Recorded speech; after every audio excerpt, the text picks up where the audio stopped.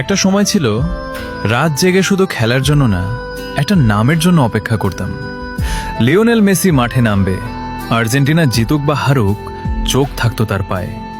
Cristiano Ronaldo খেলবে, পর্তুগালের প্রতিটা আক্রমণের হৃদয়ে ধুকপুক করত। কিন্তু আমাদের জন্য ব্রাজিল মানেই ছিল একটাই নাম, নেইমার। আমরা ব্রাজিলকে ভালোবাসিনি শুধু জার্সির জন্য, আমরা ভালোবেসেছি নেইমারের হাসি, তার ড্রিবল, তার পড়ে গিয়েও আবার উঠে দাঁড়ানোটা।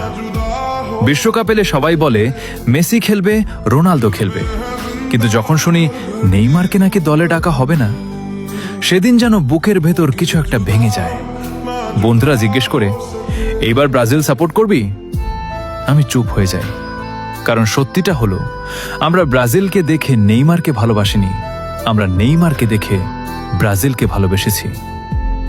যে ছেলেটার জন্য রাত জেগেছি, যার একটা গোল দেখে আনন্দে চিৎকার করেছি, যার কান্না দেখে নিজের চোখে পানি এসেছে, সে যদি মাঠেই না থাকে, তাহলে ওই হলুদ জার্সিটা শুধু একটা রং হয়ে যায়। বিশ্বকাপ চলবে, গোল হবে, ট্রফি উঠবে, কিন্তু আমাদের কাছে একটা শূন্যতা থেকেই যাবে, কারণ ব্রাজিল থাকবে কিন্তু আমাদের নেইমার থাকবে না।